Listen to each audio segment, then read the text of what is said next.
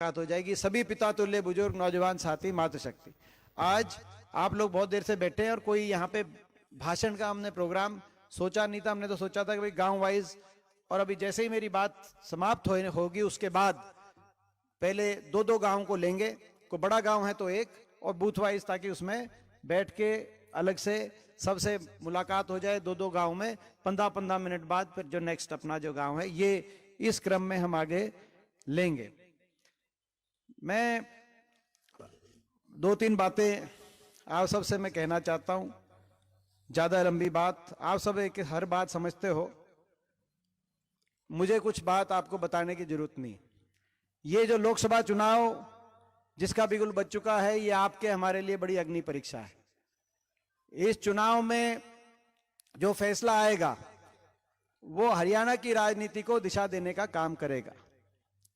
हरियाणा में निश्चित तौर से आज पूरे प्रदेश में बदलाव का माहौल है, बदलाव का वातावरण है। जहां भी आप भी जा रहे हो, जहां हम भी जा रहे हैं, पूरे प्रदेश के अंदर आज कांग्रेस पार्टी की हुड्डा साहब के नेतृत्व में, चौधरी उदय भान जी की अध्यक्षता में कांग्रेस पार्टी की तरफ पूरे हरियाणा प्रदेश के हर वर्ग का, पूरे प्रदेश का आज रुख है। आपकी लोग सरकार बनाना चाहते हैं।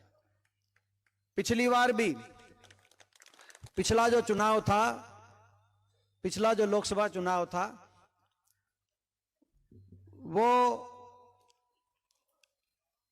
आपको जो नतीजा आया उसका प्रभाव पड़ा आपको लोग विधानसभा चुनाव में। अगर वो आपके पक्ष का नतीजा होता तो पिछली बार भी आपकी सरकार, आप अंदाजा लगा सकते हो कि ये जो सरकार बनी है, खट्टर सरकार हरियाणा में, खट्टर दुष्यंत सरकार दोबारा से, ये सरकार लोगों के विश्वास से नहीं बनी। 2019 में दोबारा सरकार जब बनी है, लोगों से विश्वासघात करके सरकार बनी हुई है। लोग इस सरकार को दोबारा नहीं चाहते थे। और इसका सबसे बड़ा प्रमाण क्या है? इसका सबसे बड़ा प्रमाण यह है कि जब 2019 में लोकसभा चुनाव में बड़े बहुमत से बीजेपी जीती, पूरे देश में जीती, हरियाणा में 10 सीट आ गई, और खास तौर पे रोहतक की सीट जब आई इनकी, तो उसके बाद इनका मनोबल बहुत ऊपर चला गया और हमारा मनोबल थोड़ा नीचे चला गया। सही बात कह रहा हूं ना? और तब इनने नारा दे दिया 75 पार। लोग नहीं थे इनके साथ। इनकी प्रदेश की सरकार से लोग पिछली बार भी दुखी थे। 75 पार के नारे की लोगों ने हवा निकाली। 40 पे बीजेपी रुक गई। सरकार और पार्टी दो चीज होती हैं। अगर लोग सरकार के कार्यकाल से खुश होते तो सरकार के मंत्री जरूर जीतते। जब 2009 में हुड्डा साहब के नेतृत्व में कांग्रेस पार्टी की सरकार रिपीट हुई थी, तो 2 को छोड़ के हमारे सारे मंत्री बड़े बहुमत से साथ दोबारा जीते, क्योंकि लोगों को उम्मीद थी कि ये और काम सरकार अच्छा करेगी। और यहां पे खट्टर सरकार में 14 मंत्री थे।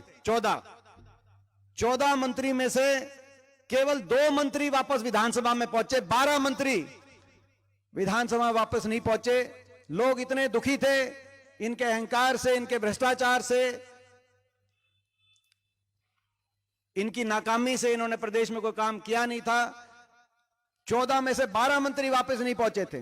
रोहतक के जो इनके मंत्री थे, वहां से आपने भारत भूषण बत्रा जी को विधानसभा में भेजा। बादली में एक मंत्री थे, वहां से कुलदीप वत्स गए। सोनीपत में इनकी एक जो हमारी बहन मंत्री थी, वहां से सुरेंद्र पवार जीत के गए। इसराना से जो इनके एक मंत्री थे, ट्रांसपोर्ट मंत्री, वहां से बलबीर वाल्मीकि जी जीते। महेंद्रगढ़ से रामविलास जी जो मंत्री थे, वहां से राव दान सिंह जीते। तो नारनौल से जो वित्त मंत्री थे, वहां से आपको पता नारनौल का भी क्या रिजल्ट रहा था। 14 में से 12 मंत्री हार गए। एक सरकार होती है और दूसरी पार्टी के अध्यक्ष थे सुभाष बराला, उनकी जमानत भी नहीं बची।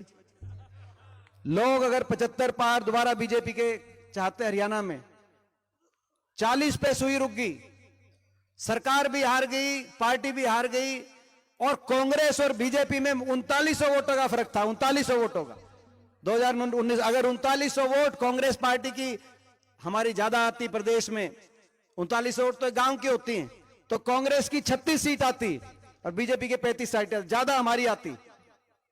और ज्यादा हमारी आती तो जो धोखा कर गए जेजेपी वाले, दुष्यंत चौटाला की पार्टी वाले जो धोखा कर गए 10 एमएलए, उनके पास कहीं जाने का राह नहीं बचता, क्योंकि जिसकी ज्यादा सीट आती है पहला दावा उसका होता है, आपको पता है। तो बड़ा नजदीकी मामला था, लोगों ने नहीं चुनी, लोगों ने विश्वास व्यक्त नहीं किया, बराबर की कुश्ती छूट गई। इस बीच धोखा हो गया। एक कहता था 75 पार और दूसरा जेजेपी वाला कहता था बीजेपी को करो जमुना पार। इलेक्शन का नतीजा आते ही दोनों बन गए जमा पक्के यार। यह बनी, समर्थन दे दिया, कहा कि बीजेपी को करो जमुना पार, और समर्थन दे दिया, और समर्थन देके सरकार बना दी। लोगों के साथ बड़ा विश्वासघात करके वो सरकार बनाई। जिस दिन नतीजा आया उस दिन उचाना में पूछा क्या करना चाहिए, उचाना वालों ने कहा कि कुछ भी करना, बीजेपी का साथ मत देना। जींद आगे प्रेस कॉन्फ्रेंस करी जेजेपी ने, दुष्यंत चौटाला ने, कि जो 5100 बुढ़ापा पेंशन देगा हमारी हम पार्टी, उसको समर्थन, जींद तक ही बदल गए थे, उचाना से जींद तक 5100 पेंशन को देंगे। उधर दिल्ली में हमने प्रेस कॉन्फ्रेंस करी, 31 विधायक लेकर हुड्डा साहब ने हमने प्रेस कॉन्फ्रेंस करी कि हमारे मैनिफेस्टो में 5100 पेंशन, आप आ जाओ, आपको बीजेपी के खिलाफ वोट मिली है, आप हमारा साथ दो, हरियाणा में सरकार बनेगी। अगले दिन से 5100 बुढ़ापा पेंशन होगी। आज 5 साल हो गए, वो 5100 पेंशन किसी की नहीं आई। धोखा दिया। जींद से जब गाड़ी चली दिल्ली बॉर्डर तक, रोहतक, बहादुरगढ़, टिकरी तक, तो गाड़ी ठीक रास्ते पे जा रही थी। दिल्ली में बढ़ते ही जेजेपी वालों की गाड़ी दिल्ली की टेढ़ी मेढ़ी सड़कों पे रोलती पोलती और बीजेपी के बाढ़ने के आगे आ गई। समर्थन पत्र दे दिया, लोगों के साथ विश्वासघात। और मैं इसीलिए इसी आधार पे बार बार इनको चुनौती देता हूं। सरकार तो बदलेगी, सरकार तो हरियाणा के अंदर परिवर्तन होगा ही। लोगों के पिछली बार भी मन में था, इन 5 साल में तो और आपने हरियाणा को आज पीछे लेके जाने का काम किया। कोई बड़ी परियोजना हरियाणा में नहीं आई। बेरोजगारी में हरियाणा नंबर 1, नशे में नंबर 1, बच्चे पलायन कर रहे हैं, किसानों पे अत्याचार में नंबर 1, 750 किसानों की जान चली थी। महिलाओं पे अत्याचार में हरियाणा, हमारी बेटियों को दिल्ली की सड़कों पे आपने घसीटने का काम किया। गरीब आदमी पे अत्याचार में हरियाणा नंबर 1। आज इन 5 साल में भ्रष्टाचार में हरियाणा नंबर 1, क्योंकि भ्रष्टाचार के आधार पर सरकार ये बनाई। 5100 पेंशन की तो वैसे ही बात कही, असली समझौता भ्रष्टाचार का था। अपनी फाइलों को भ्रष्टाचार की बंद करा के और प्रदेश की जनता को डबल इंजन से लूटने का समझौता था। कौन सा महकमा किसके पास जाएगा, एक्साइज से एक्साइज का महकमा किसके पास जाएगा, शराब का महकमा किसके पास जाएगा, माइनिंग का महकमा किसके पास जाएगा, और सारी लिस्ट जो है, हो सकता है हम एक आधा महकमे की कोई लिस्ट हमारी कमी रह जाए, कौन किस महकमे से कितना लूट रहा है, वो दादा गौतम इन्हीं के विधायक हैं, वो बता देंगे।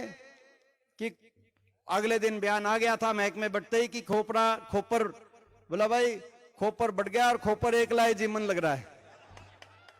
ये जीमन की जीमने पे सरकार बनी। 5100 बुढ़ापा, इतने बड़े स्तर पे भ्रष्टाचार, और हरियाणा विकास के मामले में इतना पीछे धकेल दिया आपने।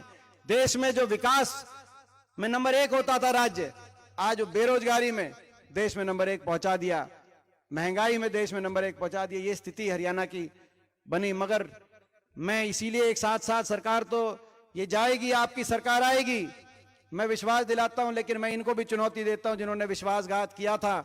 90 सीट हैं, 1 सीट से जेजेपी की हरियाणा में जमानत नहीं बजेगी। आज चुनौती के साथ मैं कहना चाहता हूं पूरे हरियाणा की।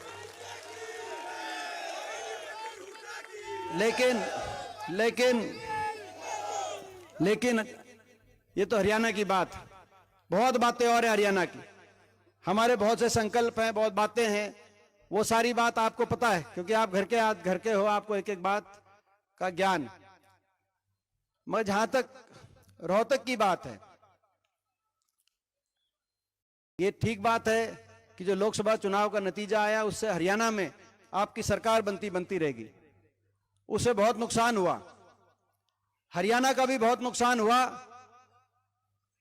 और ये जो बांट रहे हैं ये भाई, मैंने कहना है तो 5 मिनट की बात है, उसके बाद बांटेंगे। जो पैम्फलेट वगैरह जो बांट रहे हैं, मगर अपने रोहतक का भी बहुत नुकसान हुआ। बड़ी मुश्किल से रोहतक किसी बेटे को अवसर मिला। हरियाणा में ना तो ये रोहतक, हम भी यहां पले बड़े हुए और हमसे पहले वाली सारी पीढ़ियां, मैं अपने नौजवान भाइयों से कहना चाहता हूं, आप उनसे भी पूछो, यही रोहतक था। सरकारें आई गई, पार्टी से भी ऊपर उठ के मैं बात करता हूं, लेकिन शहर को या पूरे रोहतक क्षेत्र को जो विकास की जो रूपरेखा होनी चाहिए थी, दिल्ली के नजदीक, एक तरफ गुड़गांव, एक तरफ फरीदाबाद, एक तरफ नोएडा, एक तरफ ये रोहतक सोनीपत का इलाका। मैं कसूर इतना था इस इलाके का कि जो सरकारें आई गई, जिनके हाथ में कलम आई, उन्होंने ये नहीं सोचा कि दिल्ली के नजदीक ये भी है। उनको इस बात का दर्द नहीं था कि यहां भी विकास हो सकता है, यहां भी इंडस्ट्री आ सकती है, यहां भी इंफ्रास्ट्रक्चर बन सकता है। बड़ी मुश्किल से राज आया। जब राज आया, इलाका आगे गया। कहीं मेट्रो आई तो कहीं रेल की लाइन बिछी, कहीं आईएमटी स्थापित हुई तो कहीं फुटवेयर पार्क आया, कहीं रिलायंस की एमईटी आई तो कहीं थर्मल के बड़े बड़े कारखाने लगे, कहीं आईआईएम, एम्स, आईआईटी, राष्ट्रीय शिक्षण संस्थान आए तो कहीं बड़े बड़े स्टेडियम आए, कहीं गांव के अंदर कोई अस्पताल बना तो कहीं गांव के अंदर स्कूल बना, कहीं चारों तरफ 4 लेन 6 लेन की कनेक्टिविटी आई, तो रोहतक विकास की तरफ आगे बढ़ने लगा। और जब रोहतक विकास की तरफ आगे बढ़ने लगा तो कुछ लोगों ने हम पे इस बात का भी निशाना साधने, बहुत लंबे समय तक आपने देखा पूरे प्रदेश में केवल एक विपक्ष का कोई भी आदमी था, कहता था काम तो हुआ पूरे हरियाणा में, मगर अपने इलाके में ज्यादा काम इन्होंने करा दिया। वो भी समय था। लेकिन जब राज चला गया तो बड़ा नुकसान हुआ। और जिस रफ्तार से हमने बड़ी मुश्किल से इस इलाके को विकास की डोर से जोड़ा था, आज वो अग्नि परीक्षा आपको और हमको देनी पड़ेगी। हमारी अगली पीढ़ियों को हम क्या जवाब देके जाएंगे। पिछली बार तो लोकसभा चुनाव में जो नतीजा आया उसका नुकसान हुआ, मुझसे पहले बताया कि राष्ट्रीय स्तर पे भी और प्रदेश में भी सरकार चूक हो गई। सरकार आते आते हमारे इलाके का बहुत नुकसान हुआ। मगर इस बार पूरे प्रदेश में एक भावना, बड़ी मेहनत करके, बड़ी तपस्या करके, दिन रात आपकी हमारी सबकी मेहनत के बाद वो तपस्या करके वो भावना पूरे प्रदेश में बनी। मगर उस भावना की रक्षा और सुरक्षा करने का काम इस लोकसभा चुनाव में आपको और हमको मिलकर करना पड़ेगा। ये मैं आज आपको कहना चाहता हूं। मैं आपको ये भी कहना चाहता हूं कि इस बात को ना तो आपको कोई इस मामले में कोई आपके दिमाग में कोई 1% भी डाउट होना चाहिए, क्योंकि सच्ची कहनी चाहिए। ना तो आपको कोई डाउट होना चाहिए, ना कोई डाउट मेरे दिमाग में है कि मेरे को ये निशाने पे लेंगे। पिछली बार भी लिया, पिछली बार भी चक्रव्यूह रचा गया। सरकार ने साम दाम दंडभेद का प्रयोग किया। प्रधानमंत्री पता नहीं बनारस वाराणसी में 3 बार गए कि नहीं गए, रोहतक में 3 बार आए। सारी कैबिनेट आई, मुख्यमंत्री और प्रदेश की सारी कैबिनेट आई। सारे जो इनके पास धन बल, मीडिया बल, तंत्र बल, सब कुछ, मगर आपके आशीर्वाद से जितना मैं लड़ सकता था मैंने लड़ाई लड़ी। इस बार ये और ज्यादा निशाने पर लेंगे। अभी मुझे याद है संसद के सत्र में मुझे याद है, अभी इस पिछले सत्र में एक जगह सारे सांसद सारे कई खड़े थे, तो बीजेपी के केंद्रीय मंत्री में नाम नहीं लेता तो गरिमा होती है, केंद्रीय 3-4 मंत्री कहते कि भाई तने 5 साल बड़ा हमारी नाक में दम रखा है, तेरा पूरा इंतजाम करेंगे, पूरी बीजेपी लगाएंगे। बीजेपी के 3-4 मंत्री कह रहे थे। तो मैंने कहा आपका धन्यवाद, मेरा जो आप कह रहे हो ना कि तेरा इंतजाम करेंगे, मेरा इंतजाम करने के लिए धन्यवाद, कोई बात नहीं। जो है मैं जो है मेरा इतना ही कसूर कि मैंने ईमानदारी से लड़ाई, किसी वर्ग की लड़ाई लड़ने की बात आई, किसान आंदोलन आया, हमारी महिला खिलाड़ियों का आंदोलन आया, कर्मचारियों का आया, अग्निपथ योजना जब ये लेके आए उस समय की बात आई, किसी भी वर्ग के साथ कोई अन्याय हुआ तो इनसे ईमानदारी से लड़ाई लड़ने पे मैंने एक कदम पीछे नहीं हटाया, ना अपना सर झुकाया। मेरा एक यही कसूर है।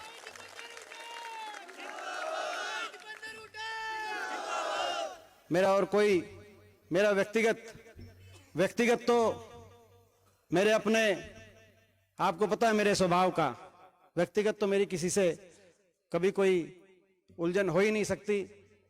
और मैं ये भी कहना चाहता हूं, प्रजातंत्र में सत्ता पक्ष और विपक्ष दोनों चुना जाता है। इतना भी मैं कहना चाहता हूं कि अगर पिछली बार सरकार इन्हीं की बनती, 5 साल से जो सांसद है भाजपा के, मैं उनसे कहना, उनका यहां से आपने मौका दिया, अगर इनकी सरकार भी बनती चाहे, मगर यहां से मुझे आशीर्वाद मिलता और मैं विपक्ष के सांसद के रूप में ही वहीं अगर पहुंचता, तो अपने व्यक्तिगत जो मेरा व्यवहार है, जो देश की राजनीति में आपके आशीर्वाद से जो स्थान बना है और जो पहचान बनी है, उसके आधार पर मैं इनकी सरकार में भी अपने रोहतक लोकसभा क्षेत्र के लिए कई गुना काम करवा पाता। ये मैं आपको विश्वास है। पिछली बार भी मैं कहना, आपने देखा 14 से 19 तक इनकी सरकार थी, लेकिन ये 334 बी नेशनल हाईवे जो 2013 में नोटिफिकेशन हो गई थी, लेकिन मुख्यमंत्री मनोहर लाल खट्टर जी ने चिट्ठी लिख दी थी कि इस नेशनल हाईवे की कोई जरूरत नहीं, सोनीपत, खरखोदा, सापला, झज्जर। मगर आपने देखा कि उसकी जो फाइल, मुख्यमंत्री जी की चिट्ठी के बावजूद केंद्र सरकार से फाइल निकालकर उसको टेंडर करा के काम शुरू, उस समय भी जो है कई उदाहरण है, मैं तो एक उदाहरण नहीं देना चाहता, लेकिन नुकसान कितना हुआ मैं उसका अंदाजा लगाना। तो मैं कुछ बातें, क्योंकि आपके साथ, क्योंकि आपको ये बातें एक एक ये जो पैम्फलेट वगैरह आएंगे, इनके माध्यम से एक एक ताकि पहुंचे। जब आपने मुझे मौका दिया लोकसभा क्षेत्र का, तो अपने रोहतक लोकसभा क्षेत्र में भारत सरकार के राष्ट्रीय स्तर के 5 संस्थाएं आए, IIT, IIM, एम्स 2 बाड़सा।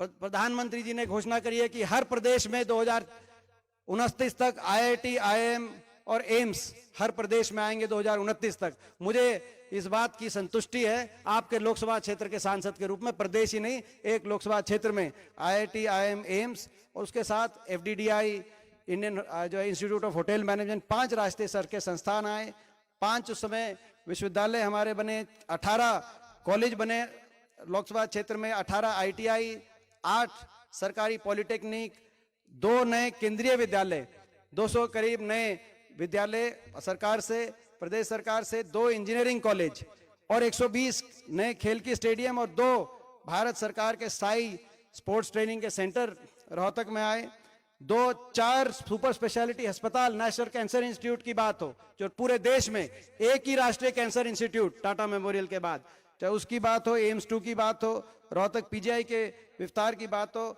गांव और शहर में PHC और CHC 68 PHC और CHC छोटे अस्पताल बने।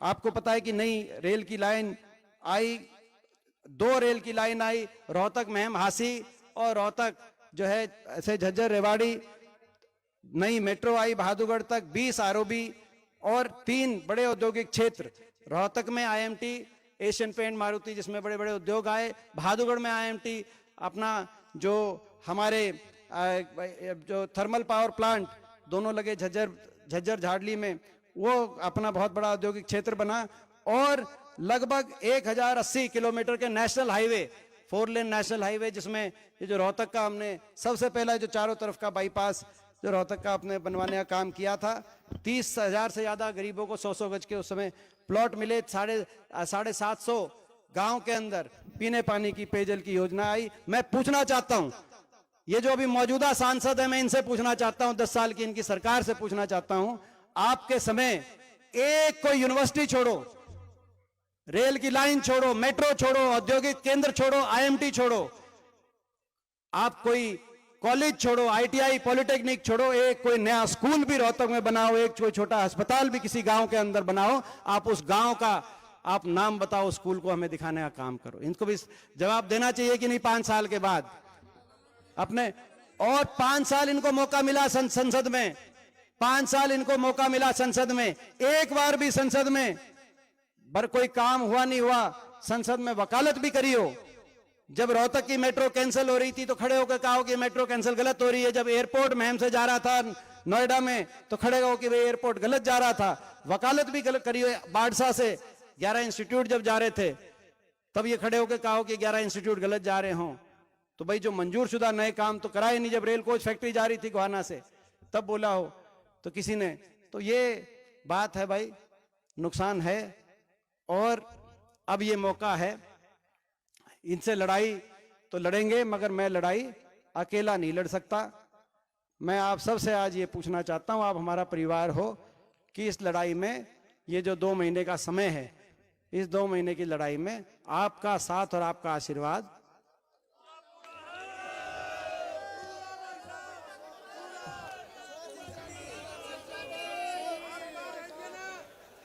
मुझे याद है,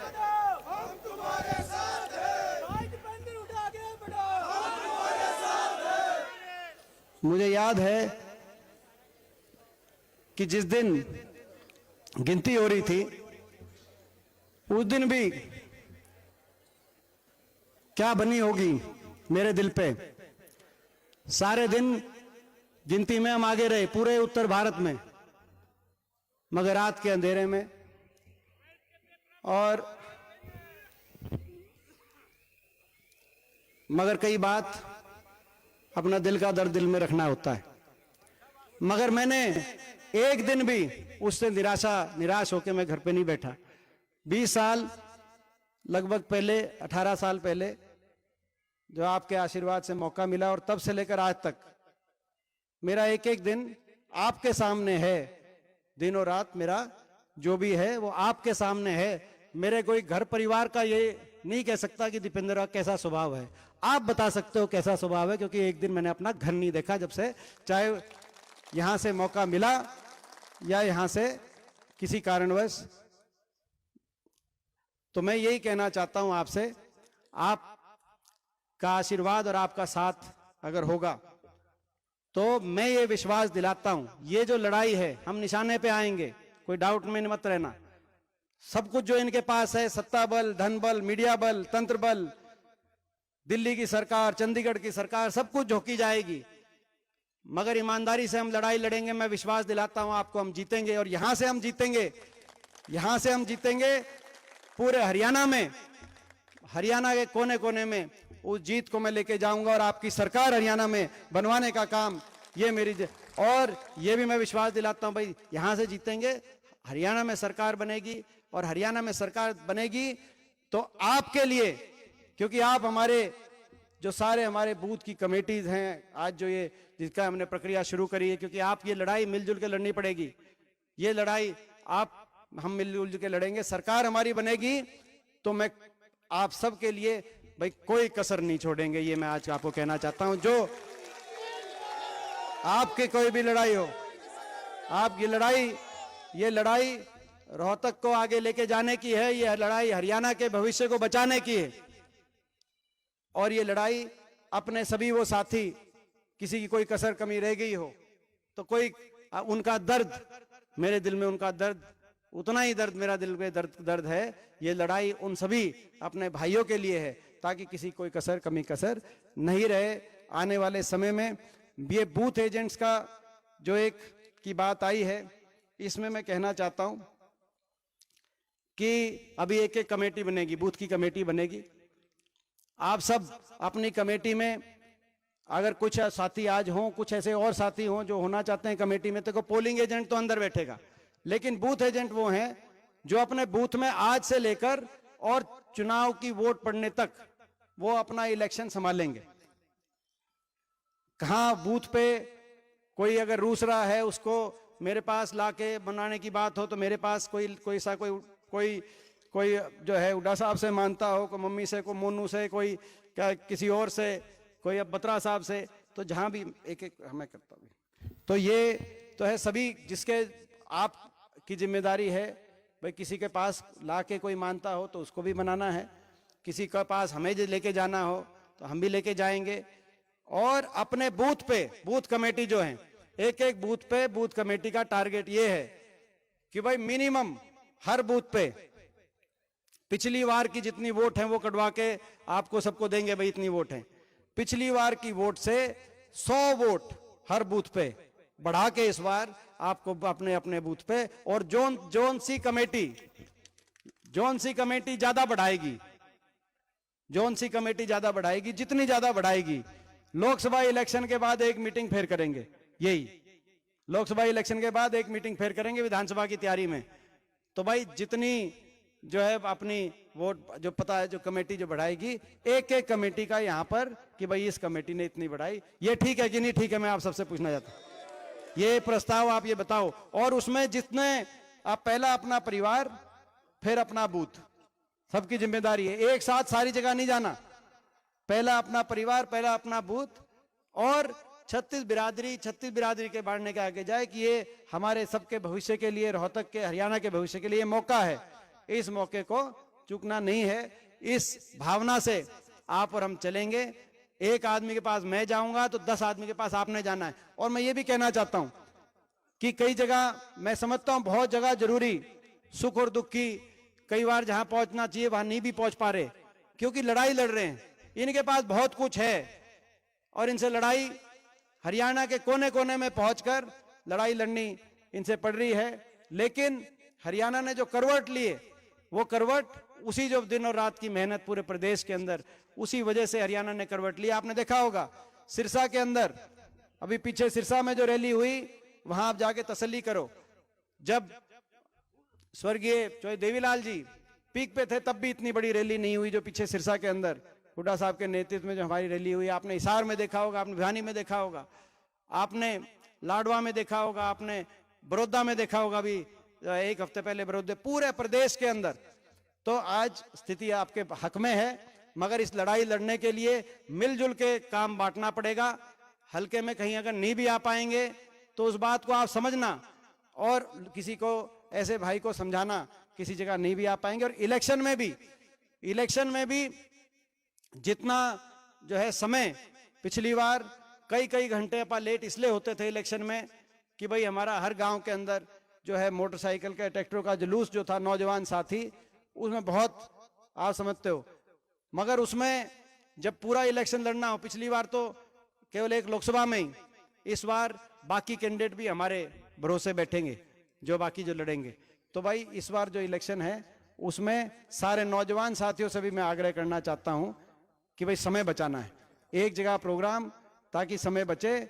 और भाई किसके पास मैं पहुंच जाऊंगा, किसी के पास मैं नहीं पहुंच जाऊंगा, तो वहां पे आपको पहुंचना है। मिलजुल के लड़ाई लड़ेंगे तो भाई कोई नहीं रोक सकता। पिछली बार आपने देख लिया, थोड़ी सी कसर थी, उसको इस बार आप, मैं समझता हूं।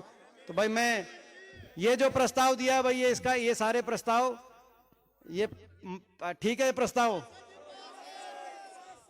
ठीक है। तो इसके अभी हम स्टार्ट करेंगे। अब कहते हैं खाना शुरू करा देंगे, ताकि खाना भी जो है अपना, आप लोग भी खाना खाओ, मैं भी खाता खाता भी मिलता रहूंगा। और शाम तक तो इसमें पहला जो है नांदल और चिड़ी वाले खाने के लिए नहीं जाएं, वो पहले आ जाएं।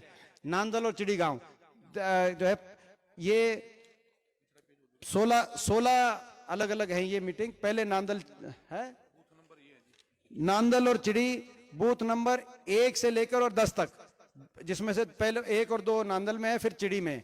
तो नांदल और चिड़ी गांव के जो हमारे सभी बूथ कमेटी हैं वो सबसे पहले आए, बाकी खाने पे चले जाए। नांदल और चिड़ी वाले